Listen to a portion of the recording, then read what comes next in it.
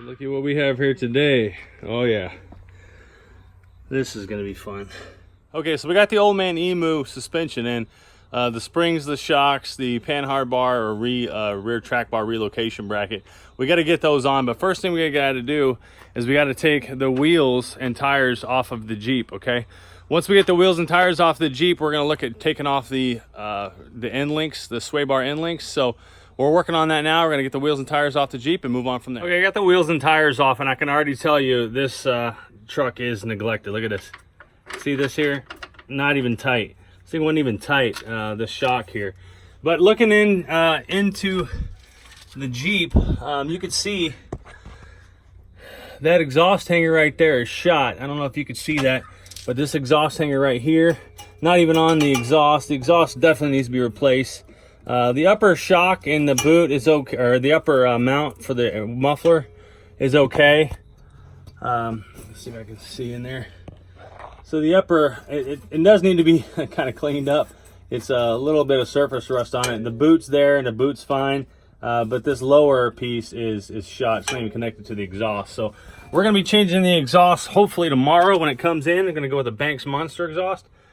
But right now we're gonna work on this suspension and getting these springs off and getting everything changed around. Took the rear shocks out. What a pain in the butt that was. So the lower mounts here, 18 millimeter.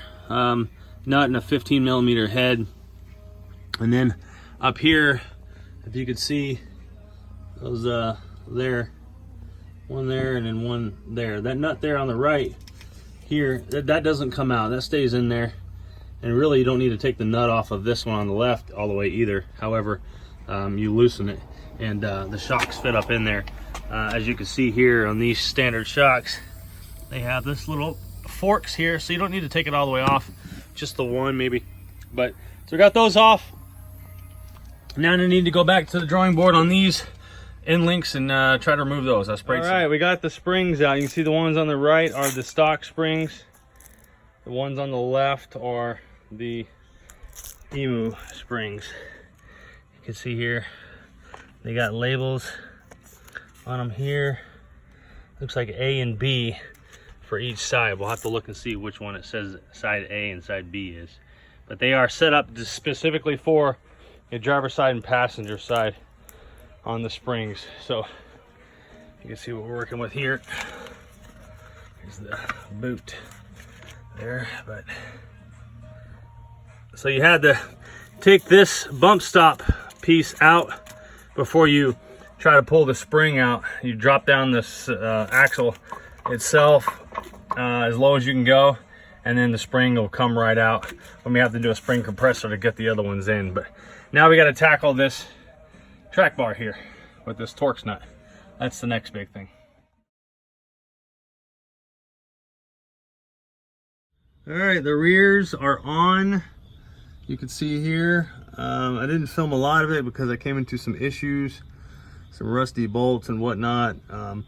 I am missing bump stops for the rear. I got the bump stop spacers put on, but the bump stops themselves were missing from the previous owner. So I'll have to get some of those. So you can see the track bar bracket there. I know the bolts are a little bit odd to where they're supposed to be. I think the Torx is supposed to be on top, but that's super temporary right now. I'm gonna be getting an adjustable rear sway bar, or track bar rather, to put on there. So it's just gonna have to work, but there it is. Measured it. It does sit about a ½ inch higher than it did. It sits a ½ inch higher in the rear. You can kind of see the shock there in the back than it did. So that's good. It's a 2-inch spacer. This is supposed to be a 2-inch lift, but I got about 2.5 inches on there. And there's the Nocturnal Performance sticker that I put on. So but so far it looks good. So moving on to the front. All right, so now for the front suspension. This is what I'm working with right here, right now. Got a Skyjacker Nitro 8000 shock and a 2-inch spacer there the previous owner put on. So I'm gonna take those off. We're gonna put on the Old Man Emu springs and shocks and go from there. Okay, we got the shocks out. Now we got the springs out. In fact, I've got the other spring put in. You can see over there already. So now we just got to put this new spring in right here and get it all buttoned up. You can see I disconnected the end link there for the sway bar. It allows me to drop it down some more.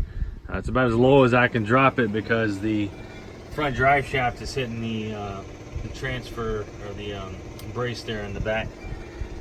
So that's about as low as I can get it. So you just got to use the spring compressors and compress the spring, put it up in there, and then release the spring compressors. So one thing I wanted to mention was make sure that you get your bump stop pieces, your cup, your extension, and your bump stop inside of the coil before you get it on, because these coils are so tight. Even when you let them all the way down, the puck will fit in through there, the extension, but not the actual cup, and not the bump stop unless you bang it in, because the coils are so tight. So make sure you do that before you get everything buttoned up on the spring. All right, so there we are. The Old Man Emu shocks and springs are on. It went on pretty good.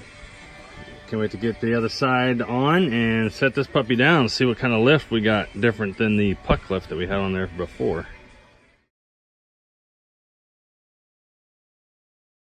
Okay, another thing you may or may not have noticed whenever I was doing the suspension is I didn't have the Old Man Emu steering stabilizer done yet. You still got the old one on here. It's probably the one from whenever the truck was new. But I have here the steering stabilizer from Old Man Emu that I'm going to put in. So first thing I got to do is remove this here castle nut. I already pulled the pin. And now I just got to take a wrench, 3/4 inch wrench. Oops, wrong one. I'm upside down. And unscrew it off of here.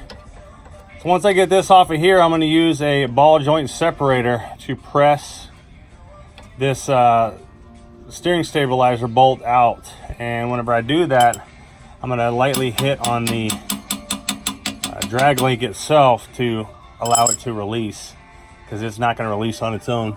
And then now I got to go in and take that bolt out up there to remove it all together, and I'll put the Old Man Emu ball joint separator. You can see how I have it set up there. And what I'm going to do is just tighten this bolt right here, and whenever I tighten that, it'll separate it out, and it's going to pop that loose out of the drag link. So we'll work on that now.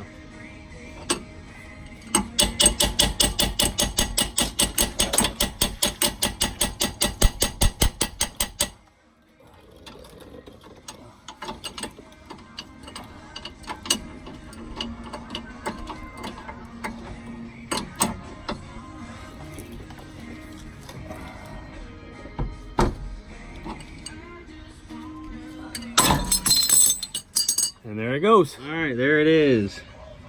The Old Man Emu steering stabilizer on. Went on without issue.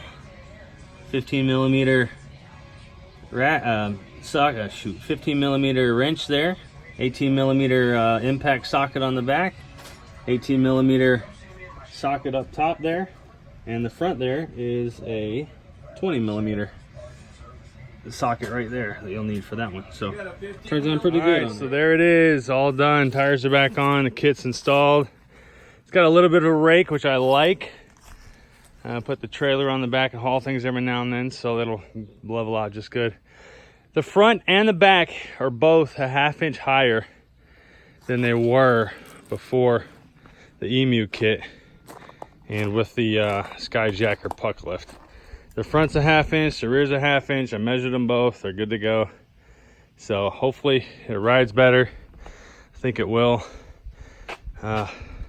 Just turned out really nice. I'm really impressed with how it all went in. The parts and pieces were there and everything. I didn't have to fight too much with the truck and the rusty parts and pieces. In the back a little bit, but it turned out really good. So there it is. So more to come on this build. Got some more coming up soon, so keep subscribe to the channel, keep following, and we'll go from here. Have a good day, guys.